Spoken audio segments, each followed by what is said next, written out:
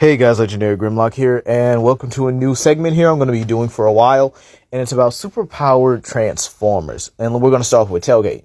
Now, Tailgate is actually very, very interesting, and a very underrated Transformer, and actually got done dirty in Transformers Prime. Now, what Tailgate has is an exceptional level of super strength. He actually is it's very interesting how his super strength works here, and I'll get into that in a little bit. But he's been able to use his strength to basically beat down a Junkian, which was giving Rodimus Prime a hard time, and was actually able to knock out Sunder by throwing a ship, literally one-shotting him when the rest of the Lost Light crew, which consisted of an Autobot Megatron, really couldn't stop this guy. But what makes this strength so incredible? What makes it super powered? Well, here's the thing, right? So his spark is a rare mutation spark. It's more of an outlier spark. Now, outliers in Cybertronian lore are known as those with, superpowers. So anyone that has a superpower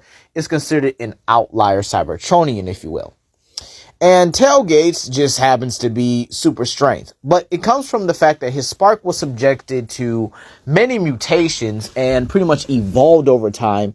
So his strength is actually an evolved form of his spark's mutation, which actually takes stress and damage and actually reforms it into super strength. So this means that if he's damaged or stressed, this adds on to his strength. Now, will he get repaired? Yes, but some Cybertronians with these kind of outlier abilities do have a healing factor. So Tailgate's power is actually being I guess you could say, like a damage. Basically, he's able to take kinetic energy and his spark mutates that into super strength. And in all honesty, if we had this accurate character in things like Transformers Prime, he probably would have killed Arachnid, busted out the chains, killed Arachnid, and would have made it to Earth with RC. So in all honesty, yeah, this is Tailgate for you guys. A lovable, cute Cybertronian with the super strength to basically punch the head off of giant monsters. Yeah, that's pretty much Tailgate for you guys. Bye!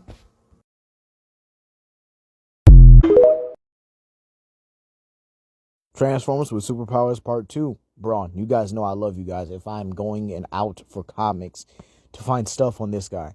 Now, Braun, again, has pretty much what Tailgate has, except a little bit different. His is more natural.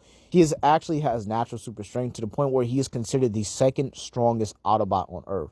Stronger than Warpath, stronger than Jazz, and that means he's second only to Optimus Prime in strength. And this bio was made before the Dinobots came out. So Braun's strength was massively impressive. He's been able to take down Decepticons like Astro Train and others. He's been able to just beat the absolute daylights out of Decepticons and has even been able to fight Combiners one-on-one. So his strength level would be in the same tier as some Combiners. And he's one of the smaller Autobots on pretty much Earth's team. And the thing is, Decepticons actually know not to engage him in a fist fight. Even dangerous Decepticons like Shockwave and others don't want to engage him in a full-on fist fight. Even hacks like earthquake manipulation or, powerful energy blasts aren't even enough to put this man down. You need something like cosmic or, very overpowered weaponry to put this man down. And even still, this is a dude that can fight against Combiners and even damage them. Like, this dude was holding off Bruticus for Ratchet. The Combaticons. The same Combaticons that could literally wreck house with some of the strongest Transformers. Some of the strongest Combiners around. So yeah, Braun is just that tough, you guys. And yeah, that's pretty much all I have here, you guys. And I'll see you guys for the next video. Peace.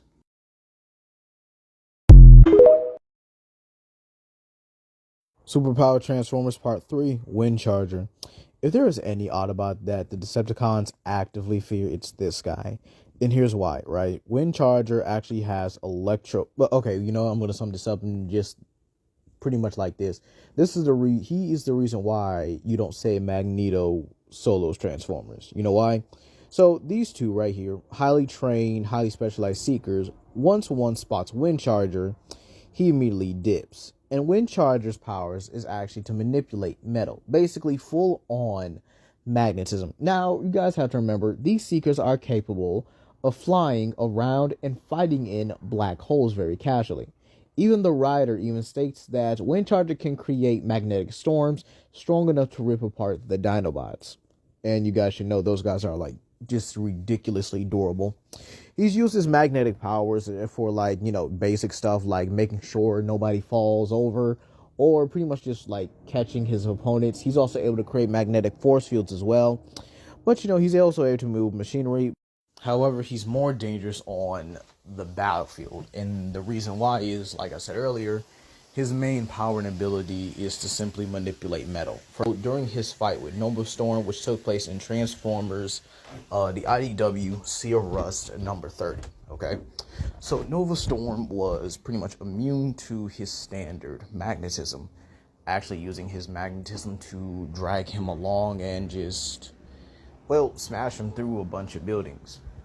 However, he was not going to let that slide in any which way or shape here. So what he does is, since you immune outside, how about we take a look inside? And then he simply drops Nova Storm in a heartbeat after discovering, or basically testing if she was durable on the inside. Then you guys kind of see why he's not in everything. He's probably one of the least used Transformers outside of characters like Braun or Warpath. Because let's be real, if this guy was in a lot of things here, do you really think that the Autobots will be nervous, will be sweating? Even characters like Megatron or, Devastator. If you had this guy in the Bayverse, and along with Jolt, who has the power of electromagnetism, yeah, that's a lethal combo on its own. But anyway, that's Windcharger for you guys, and I'll see you guys later. Peace.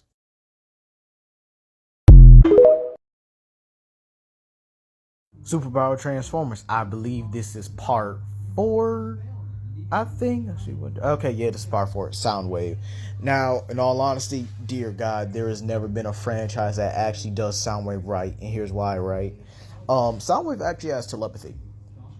Yeah, but unfortunately, it's not to the same extent as characters like Professor X or Martian Manhunter. No. But he actually has telepathy to the point where he knows what you're going to do and everything you're going to do before you get off your first attack. It's actually pretty impressive here. He actually trained this in I think it was the Cybertronian Academy, where a lot of outliers or a lot of superpower Cybertronians went to train their powers. And he became so attuned with his telepathy, he's able to sense someone's thoughts and read their actions like a book. So Soundwave actually has this low-grade mind-reading ability, and this was actually explored further in the Shattered Glass series. I suggest you guys go read it, but I will be using, that as well as other comics during this run, especially with Cybertronians who don't have, superpowers naturally in one verse.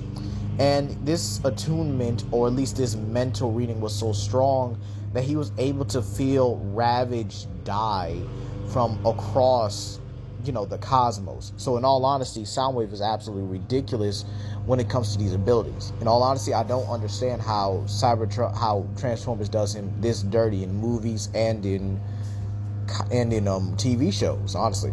He also has the Sonic Blast ability. It's actually pretty impressive, which actually should make sense. It should have been his first ability, but he's actually able to use sonic projectiles, or at least manipulate sound waves, no pun intended. And even in the Bayverse tie-in comics, he was able to use this and caused Breakaway, who is actually one of the faster Cybertronians, or at least one of the faster aerial Cybertronians, to actually explode. So not only does he have telepathy to where he can read your thoughts and easily evade your attacks as well, but he has the ability to manipulate sound and actually use it as a deadly weapon. Tell me that people just do Soundwave massively dirty in these live action and in these cartoon adaptations. But hey, that's going to be all for today. I'll see you guys for the next one. Peace.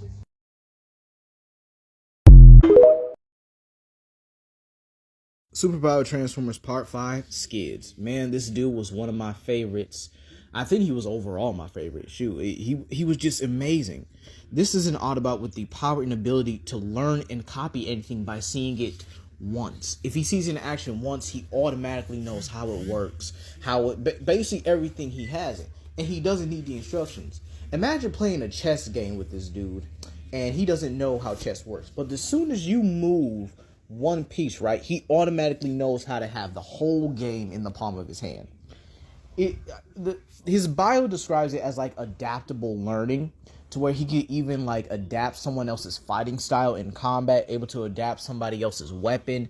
Basically, like if you use, for example, let's say he fights against Iron Man, right?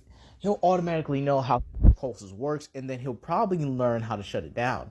He's also able to invent things just off by rip, like a multi-teleporter, which was later turned into a smelting pit without him knowing. Well, and to be fair, you might say, well, that's what he gets for helping Tarn.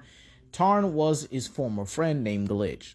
So in all honesty, he is a little bit gullible when it comes to like helping people, but this still doesn't take away from his powers.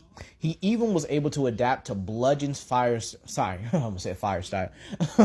style of Metallica, which is a very keen martial arts, and was actually able to put some work against Bludgeon. But again, Bludgeon had the edge due to him having a weapon. So you can honestly say here, if Skids had a melee weapon, the fight would have gone on longer. So overall, Skids' ability is pretty much him being very adaptable and pretty much being able to learn anything just by seeing it once. Basically, I guess you could really call it like hyper learning or super learning, if you will. But anyway, that's going to be Skids for you guys. He's really underrated and definitely underused when it comes to Transformers media. Peace.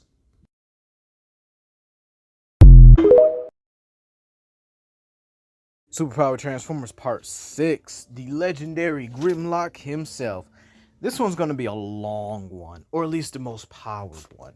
So, from Fall of Cybertron, Grimlock actually gains the Rage Boost, which, like the Hulk, the madder he gets, the stronger he gets, and there hasn't been stated to a limit because Shockwave actually dedicated 99% of that to his combat.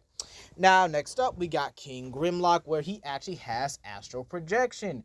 Now, this is going against someone named Soltron, who has infinite everything. Strength, speed, durability, and soul possession. And Grimlock pretty much just said, hey, how about you come into my soul so we could, rule the universe together. And Soltron took the bait. Grimlock then Astral Projected right onto him, and the two duked it out with Grimlock basically, actually toying with him here. He's not really taking the fight seriously, and then when he does, he straight up just one-shots him. Like, it's not even up for, it wasn't even a fight, honestly. He basically just grabs him, rips him apart, and then watches him explode at this point. So, yeah, he's got Astral Projection, and, a couple other things. What was the other one? Oh, yeah, in the classic days in Transformers Secrets and Lies, I think number 3, right, volume 3, he actually gains antimatter. And now, this is pretty much the first stage of antimatter, and Megatron has the other one, which I will get into in the next video after I do a couple other response videos to some of the comments on my older videos. But Grimlock has antimatter, so this means he should be able to disintegrate things on a molecular, if not a further level, considering some Transformers have atomic level durability.